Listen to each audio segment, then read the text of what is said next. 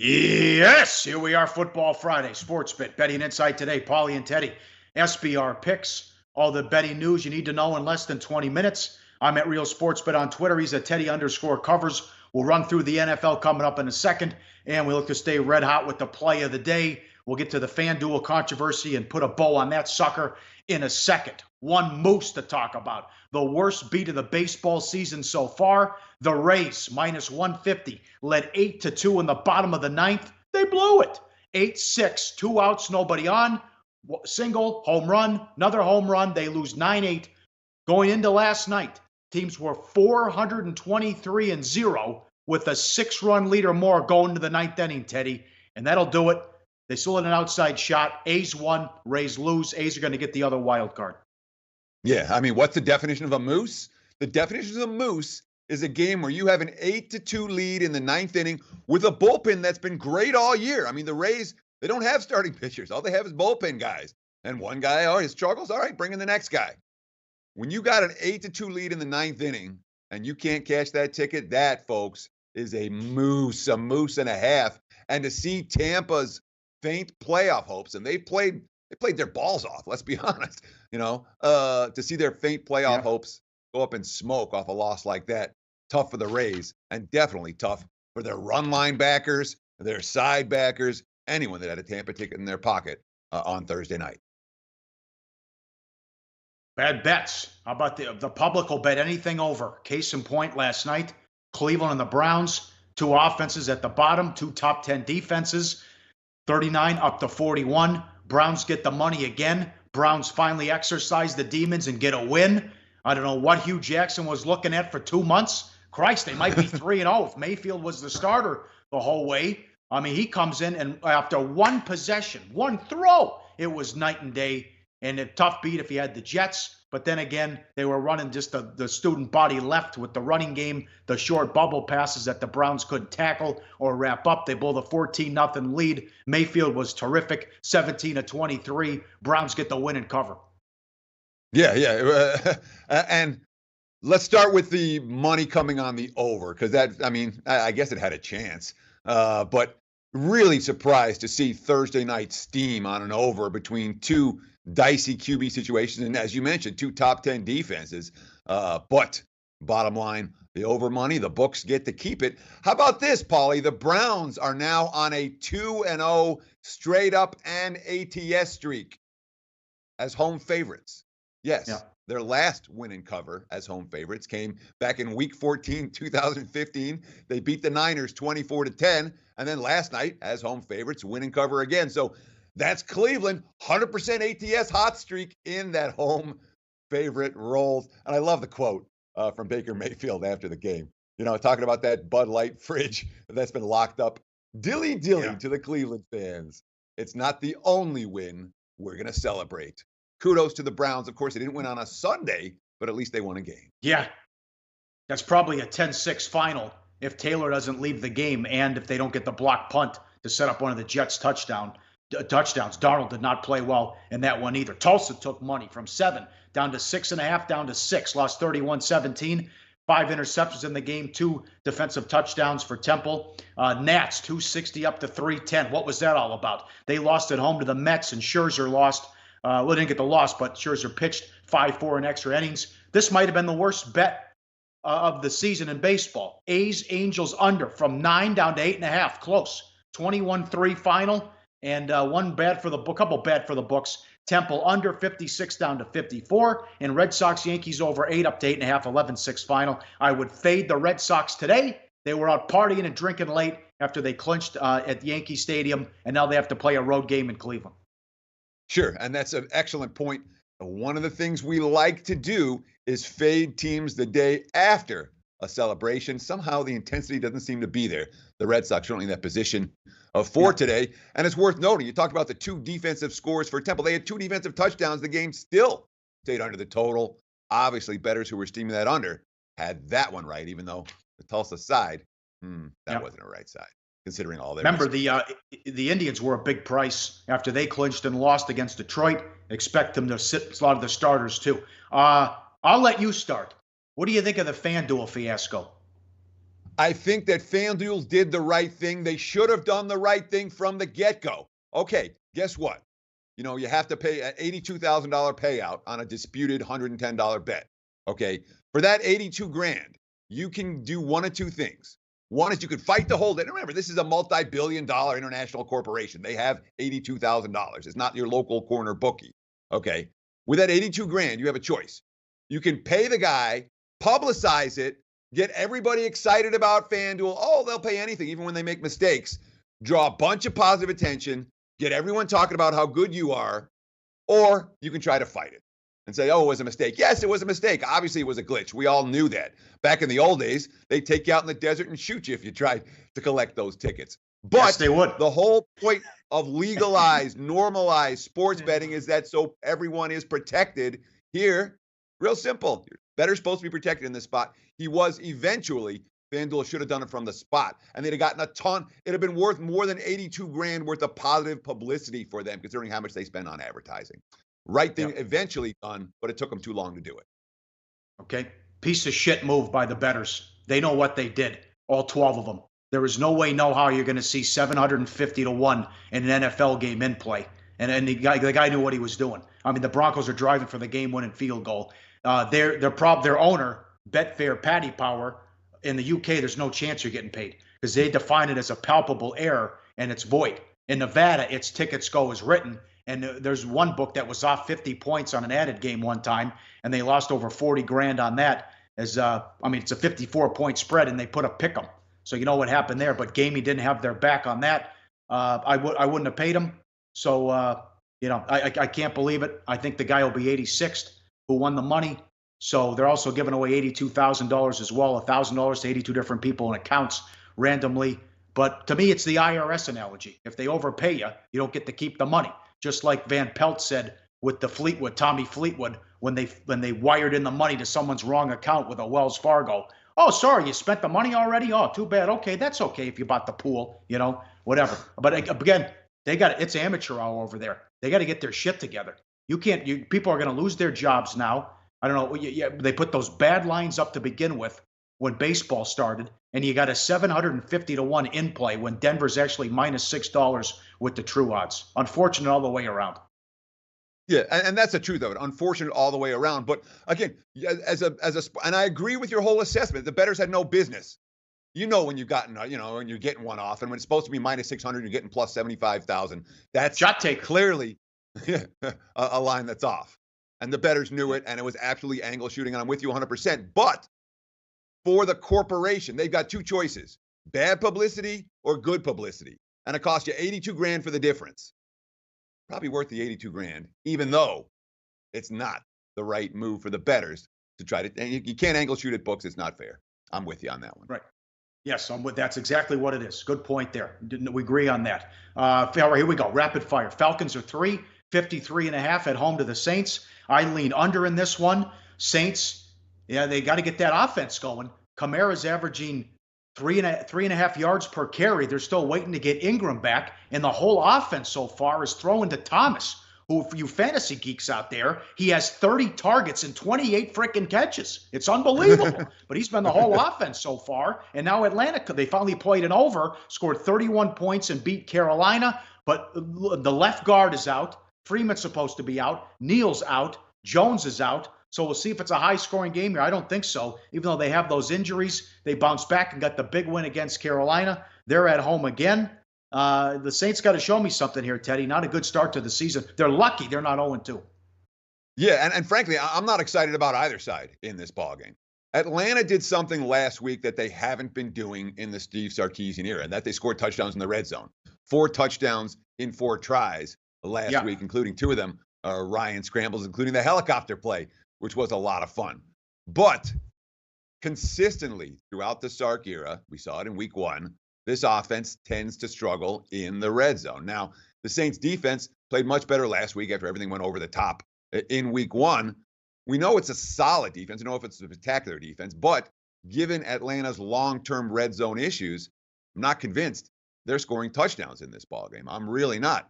That being said, I mean, you look at the first 2 games for New Orleans, they're at home against Tampa, they're at home against Cleveland. and they're life and death to win either one of those ball games, that's not necessarily a particularly positive sign, but that's looking back. Looking forward, well, let's look back one more thing. That's worth noting. Drew Brees has been excellent in the underdog role. New Orleans 10-5 Yeah. ATS their last 15 tries, catching points. And when you say, all right, the Saints, they should be 0-2, and they're lucky to get out with a 1-1. Well, that was then. Moving forward, we have to think New Orleans is going to play a little bit better. And certainly, this has been their role. You put them on the road, especially in a dome. I wouldn't sell Brees short in this one, but it's not a game I'm particularly excited about, especially given the fact that, as you mentioned, with Kamara out, with Ingram out, that Saints offensive balance hasn't been there. The running game just not working right now. And last year was last year. Remember, Bradford played the game of his life on Monday night, and Brady carved him up. So that's no sin there. But you've lost to Tampa at home, and you were all lucky to beat the Browns. Kansas City, 6.5, 55 at home against the 49ers. Mahomes has been dynamite. Thank God they got rid of Alex Smith. No more Charlie checkdown. This is what this offense should have been. They have the best weapons in football, according to Bill Barnwell. I agree. They love Eric Bieniemy, the new offensive coordinator. The wide receivers were mic'd up during the last game. I'm watching the Pittsburgh game. It's crazy. There are 4 guys wide open on every play. Mahomes, 10 touchdowns, no interceptions. But now they were dogs. Now they're laying 6.5. And be careful, even though they have this great offense, the 23rd ranked defense, they're giving up 4.5 yards per carry on the ground, and they had the worst defense in the league last year and the worst run defense in the league last year per Football Outsiders, and Jimmy Jesus is 8-1 straight up in his career. Yeah. So it's worth noting long term how teams do after winning back-to-back underdog victories to start out the season. Week 3 in those games, teams are still money winners. This century, in the 21st century, better than 60% ATS off back-to-back underdog wins playing again in week 3, which says basically if a team was undervalued at the start of the season, even after a couple of wins, they're probably still an undervalued commodity. No surprise that we've seen money come in on the Kansas City Chiefs. And I'll tell you, with Mahomes, I almost used a pick. And if you're watching this in the clip, you'll see the picks. Obviously, when we go live, we don't do it. But if you're watching the clip, you'll see the pick of Patrick Mahomes. And I almost used the Patrick Mahomes in a Texas Tech uniform for the picture here. And I'll tell you why. Because Kansas City is running Texas Tech's offense right now, but they're running it with NFL athletes, 5 wide, spread the field, couple guys going deep, couple guys running crossing routes, multiple options on every play. I'll tell you what, the Steelers defense had no idea what to do with it. The Chargers defense had no idea what to do with it. I'm not convinced the 49ers defense is going to know what to do with it either. Mahomes right now is in some kind of a rhythm, but I love the quote from San Francisco last week. Richard Sherman, who's been an absolute difference maker for the 49ers when it comes to leadership on the field and in that locker room. Remember, San Fran basically turned over 80% of their roster, more than that, I think, since Shanahan got there. And last week they won a game. They were up 30-13 against the Lions. They had to hold on for a 30-27 wins. A couple of controversial calls went in their favor late. But Richard Sherman, after the game, it felt like we lost. I thought that was a good quote, saying, we got to play better. We got to close out. This line looks a little bit rich to me, but more than anything, the Chiefs are a team that should be lined in the 60s right now, and the NFL not ready to line teams in the 60s. So at 56, I can only look over the total. Yep. Amen, brother. How about the Bears game? You got a 37 in today's NFL for a total as well. How about the Andy Reid quote? Mahomes can play better. 40 points per game. The passer rating's 143. One correction, Niners are 23rd in total defense. It's KC's 23rd against the run.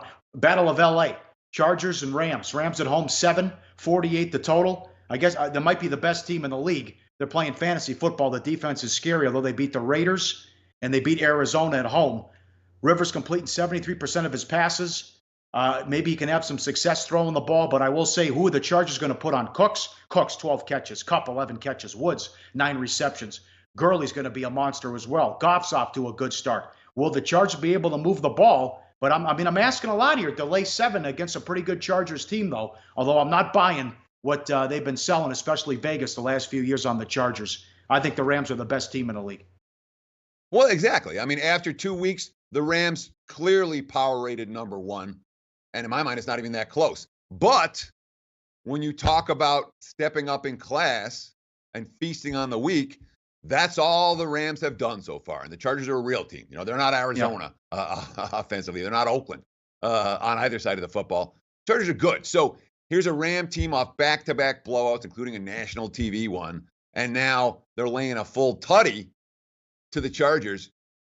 It's hard for me to step in front of LA because I really think the only thing that derails the Rams from a trip to the Super Bowl is injuries. Because you look at the other contenders, Minnesota showed flaws, Green Bay showed flaws, Philly showing flaws. You can go on down the line. You know, the NFC South doesn't look as good, perhaps, as it did on paper. So all the other contenders are showing flaws. The Rams aren't.